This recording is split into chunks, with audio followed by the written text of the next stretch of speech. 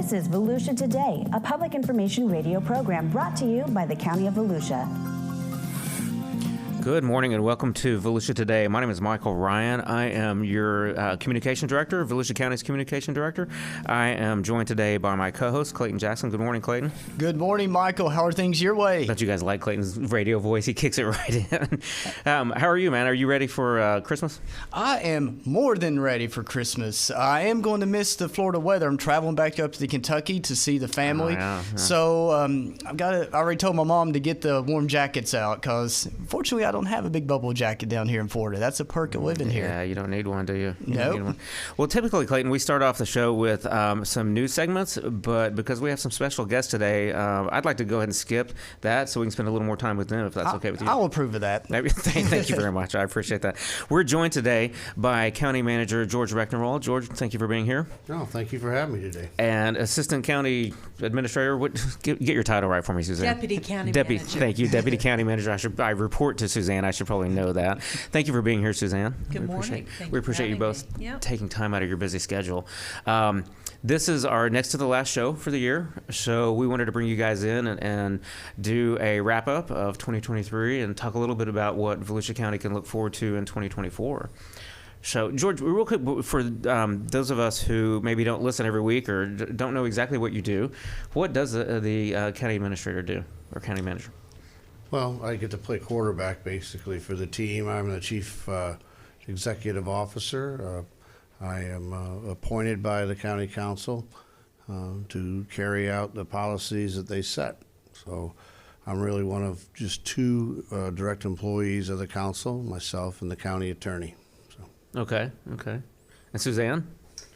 Well, I work as George's right-hand person. I help to coordinate issues with all of the departments and divisions within the county, all of the services and activities that occur, and try to act sort of as a almost like a chief of staff to make sure that operations and the council's goals get accomplished. Okay. So day to day, the two of you manage about how many departments? Oh, well, let's see, it's about 6 or 7 departments, but there's 2,300 people. Yeah. About 47 different work units, and which would be divisions and areas. So. And that covers everything from roads and bridges and water and wastewater to fire services and EMS. And I just left the airport. I just left a meeting at the airport and the Ocean Center. That's correct. Quite a bit of stuff. We're a very diverse group. So. Okay. So tell us, what if you had to sum up 2023 in a couple of words or a sentence or two for Volusia County? Again, the end of the year show. What was 2023 for you guys? Well, of course, it started with a lot of recovery efforts from the hurricanes that occurred in the fall. We also was a little bit of a year of transition. We had 5 new council members, and so that means kind of adjusting policies and the directions that they wanted to go. We were thrown a little bit of a curveball, kind of a remnant of Amendment 10, where the police function that Beach Patrol had enjoyed as a triple certified unit became a double certified unit as the policing activities by legislation were moved over to the sheriff's department. So, okay. Yeah, we were kind of a year in transition. I think as you change from, like I say, 5 new council people, getting ourselves into the recovery mode out on the beach, and changing a little bit of our structure. We also did some restructuring at Votran, brought some things in house to kind of better prepare us for future contracts there, and we did some other restructuring in public protection, which is our largest department, and just a better service the divisions there and make sure they had what they needed. Okay. Suzanne, I think You were still heavily involved in recovery on the beaches from the hurricanes, not just in the beaches, right? I think a lot of people. The hurricanes happened a year ago now, a little over a year ago, right? Many people just the next day or the next couple months go back to their lives, and they don't realize how much we are still doing in recovery and helping the community recover. You want to talk a little bit about that? Well, I'd love to talk about that because there has been a tremendous amount of work that has occurred in 2023 as a result of Hurricanes Ian and Nicole and their impacts on Volusia County. Of course, the beach is one of the high-profile areas where we saw those dramatic photographs and drone videos of the coastal erosion and the impacts on structures and seawalls. That has resulted in a lot of work with state government, the Florida Department of Environmental Protection, the Florida Fish and Wildlife Commission, the governor's office, and of course our team at Volusia County to help property owners get the permits they need to reconstruct their seawalls and their homes and their businesses, and to take about $80 million of grants that have come to us from the state and begin to rebuild our beaches with sand that has been eroded. We lost about 6.5 million cubic yards of sand in those storms, and we've been working quickly as we can to get sand sources so that we can put them back on the beaches. One thing that we did do, and it would be worth noting because it was unique in the state, it might be unique in the nation, but we used a device called a trap bag, which is just a very large sandbag that is several feet long and several feet wide and several feet high that you fill with sand. And we place those on miles and miles of our coastline as a protective barrier. It was one of the ways that we could make an immediate effort to protect properties that were at risk from future storms, while more long-term solutions came along, whether it was rebuilding a seawall or sand renourishment projects. That trap bag method came out of our coastal division. It was really their brainchild. Jessica Fentress came up with the idea, and I think we'll see that as a model in the future at the state and federal level. They were really instrumental. This past weekend, we had a pretty horrific nor'easter come through. It made a lot of news, national and local, and yet I'm happy to report we had very little damage because, among other reasons, those sand bags did their job and they continue to stand up. So a lot of creative effort, a lot of work that happened out on the beach. Yeah, there were more than 300 properties that received trap bags throughout the county, so that was a major victory for the residents and the businesses that received those. It was, and really thanks to Governor DeSantis and members of the state who provided the funds for us to be able to make those safety improvements. Yep. And while we're on the topic of our coastal recovery, this was the first time that coastal construction had ever been allowed to occur during sea turtle nesting, correct? Here in Volusia County, that would be correct. And from what I understand, it's the first time anywhere, perhaps in the state, where it was allowed to go throughout the entirety of the turtle season. And it was no easy feat to get the state to agree to that, or the federal government. They both had to work with us. We created a mitigation plan so that construction could continue and the turtles would still be able to have successful nesting season. And in fact, we had a record-breaking turtle season, and virtually no negative events happened. So I'm happy that worked out very well. So why was that so important that continue?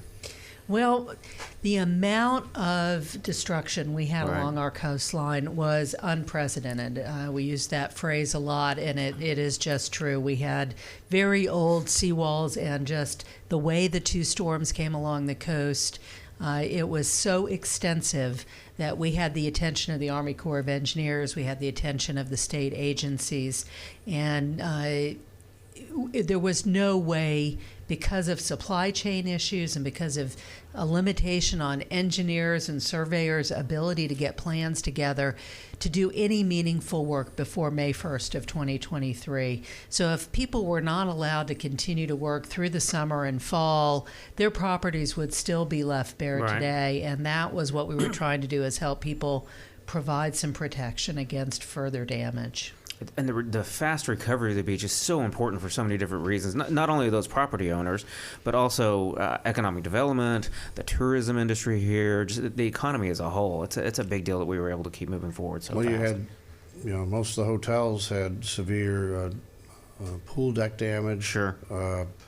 We had condominiums up and down, especially in the shores, that for a while had to be evacuated, and so it was a big undertaking to get people's lives back to normal.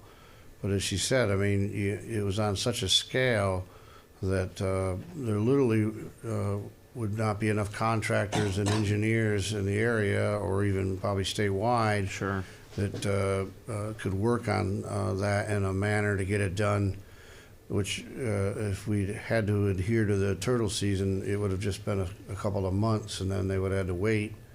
And they would just really be getting started again. Yeah. And so to be able to work through that season was critical, and maybe another thing we have to look at coming into the next season as well, because of really the massive amount of work.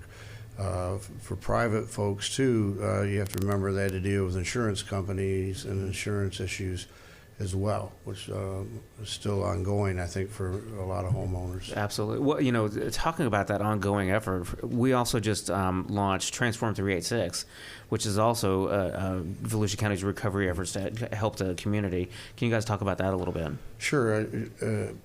Basically, that's another program similar to FEMA. It's a program, though, that's looks at the rest of the housing in areas of particular economic need. And because in addition, we talk a lot about the coast, but the hurricane actually flooded thousands of homes in Volusia County. So a lot of those areas that got flooded, you had people that were already in economic need. Again, and the same thing applies. Lack of contractors, lack of insurance, definitely would hamper recovery. So this was a grant we received through HUD that I think is very important. It will put money back into those areas. I think we've already received 800 applications for people who will be using that money to fix their properties and homes. There is an element of it that also, in the neighborhood of $40 to $50 million, that could be used also for mitigation efforts with infrastructure in those areas. Okay. And I just have to throw this in there. I know Donna Butler appreciate this, who's leading the Transform 386 initiative, that if your home had damaged from Hurricane Ian, you still need work done, or you already have had some work done and would like to seek reimbursement, that the program is still accepting applications. You can find an application online at transform386.org.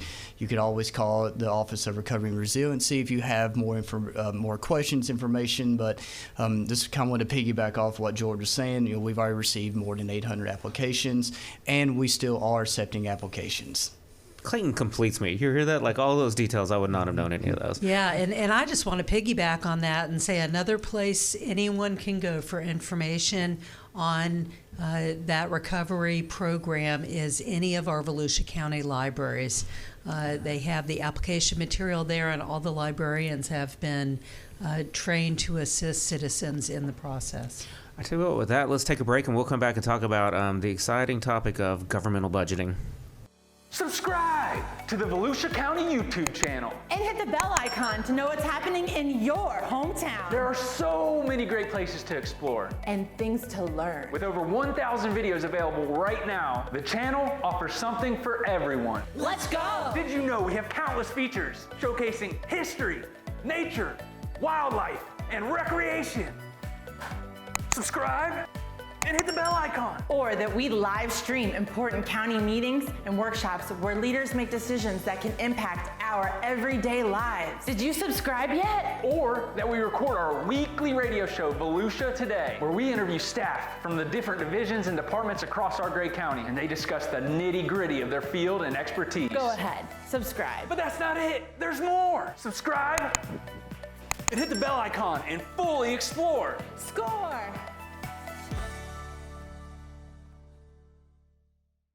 Good morning and welcome back to Volusia Today. I am joined today, my name is Michael Ryan. I am joined today by Clayton Jackson, my co-host. Clayton, we have two special guests in the studio with us today. We have George Recktenwald, the county manager, and Suzanne Konchan, the deputy county manager. Yes. Did I get your title right that time? So we spent the first whole part of the show talking about the recovery from the hurricanes and what the county's doing there. Let's talk a little bit about the 2023-24 budget. I know we just passed that in September. And this council in particular is interested in, making the business environment easier to do business here, and also reducing the tax burden on taxpayers. Can you talk a little bit about the budget, George, and how we work to do that this year? Sure. Well, of course, the budget process is almost a year-long process. It's one of those, you get it done, you get it passed, you start working, and then you're already working on the next one. Right. And another thing that we do as a county is we try to look at everything in 5-year increments so that you're not just budgeting for the year, but you're also planning for the years following, because so many of our things are multi-year programs. So you try to take that kind of look ahead. We've, as you said, this council is fiscally conservative, and they want to make sure we're efficient, effective. A lot of their goals surround being efficient regulatory systems, good stewards of the money. So this year's budget, we concentrated on continuing to keep our tax rate either where it was at or lower. Since 2019, when I became the manager, like the general fund tax rate, I think it was at 6.1, and now it's at 4.899. So we've taken it down about 20% over that period of time. Some years we've been at what they call full rollback, basically charging what we had charged the year before in taxes. Other years it's kind of a partial rollback. We don't get all the way down to years before, but we make a big effort towards it. We're doing that all while we're having record inflation Right. leading up to that. Now, that's cooled a little bit, but our construction inflation is still out there. A lot of money was injected into the system from COVID and other things, so there's a ARPA. These programs put a lot of money out there for capital repairs or capital rehabilitations. So I think there's a little bit of an inflated market out there in construction. But we passed the budget, and we're already working on next year's budget, which, again, we'll see some of the similar factors. How do we continue to operate efficiently and be able to provide the service and service levels that we're currently at. So it'll be a little bit of a challenge, but we have a great team, so and we work together to try and make sure we can accomplish that. George, I always say, I don't think that people understand, you run what's basically a $1 billion company with a lot of smaller companies under you. And it really is that kind of size and scale as far as people, staff, responsibilities, and finances too. Suzanne, if we were looking forward to 2024 and the budget, what would the kind of high-level priorities be next year that you would anticipate? Well, listening to our council, they're interested in continuing to look for ways to save the taxpayer money. And so we're going to roll up our sleeves yet again and look for opportunities.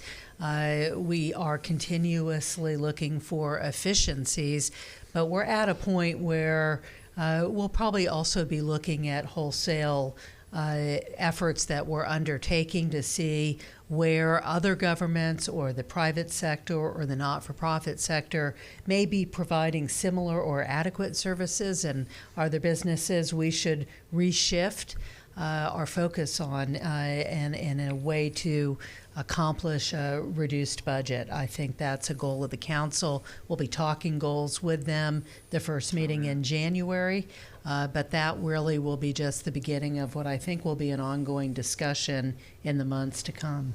Okay. So let's move on for something for our animal lover listeners out there.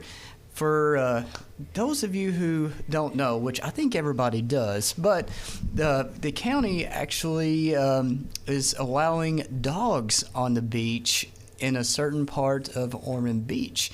That started November 1st, but a lot of work went into making that happen.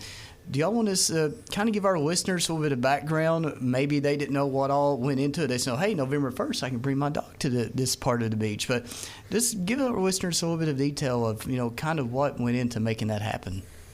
Well, I'm going to have Suzanne, who did a lion's share of the work on that. But it was definitely something that the pet community had been pushing for several years.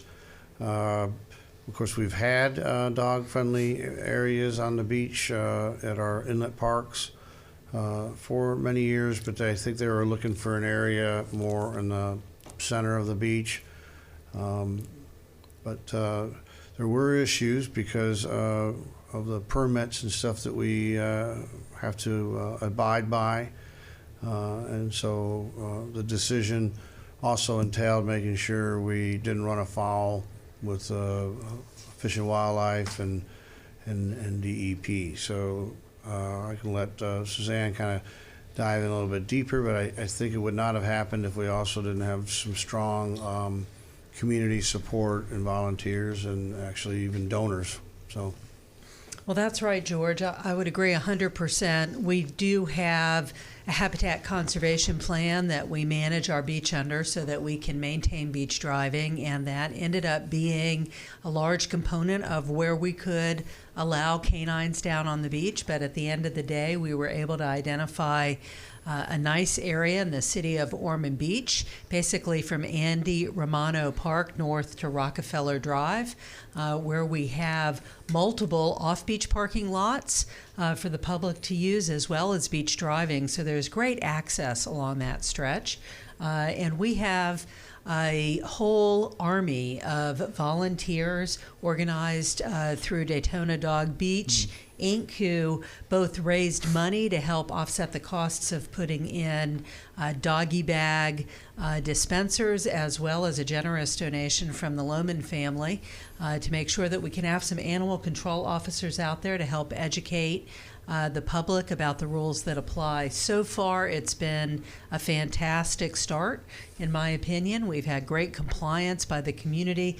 We have had a lot of high tides since November 1st, so there's been times where it's been tough to get down to the beach, but I think we're going to see some calmer seas in the coming week and in the coming months, and I think everyone we've seen out there have had big smiles on their face.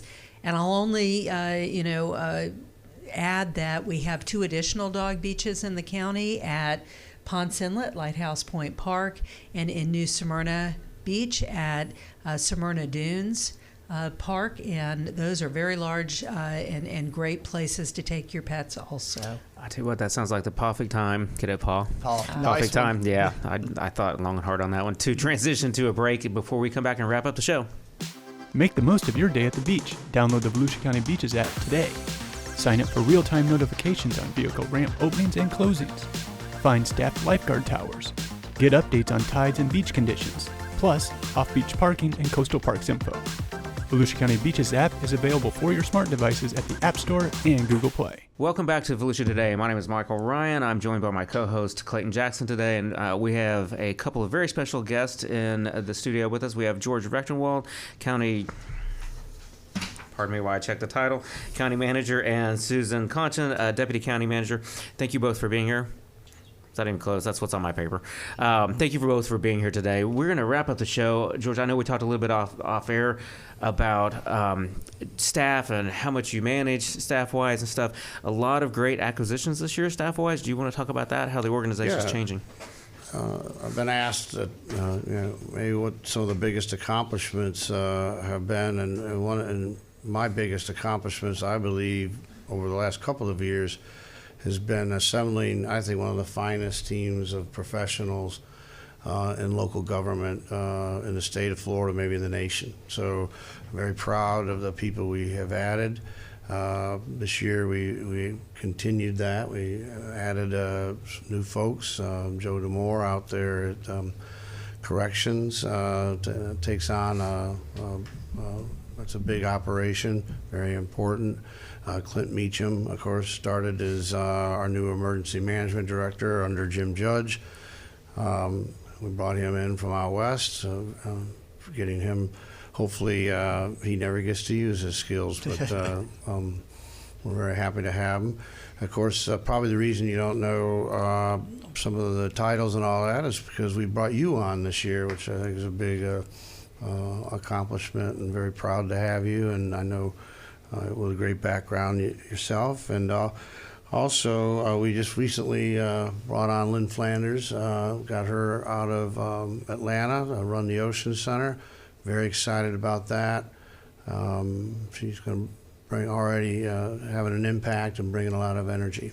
So I think her experience is going to see some shifts out there. We're already booked with the conventions, but we're looking for more entertainment. I tell you what, with that, we'll wrap it up, and we look forward to seeing you at the Ocean Center in 2024.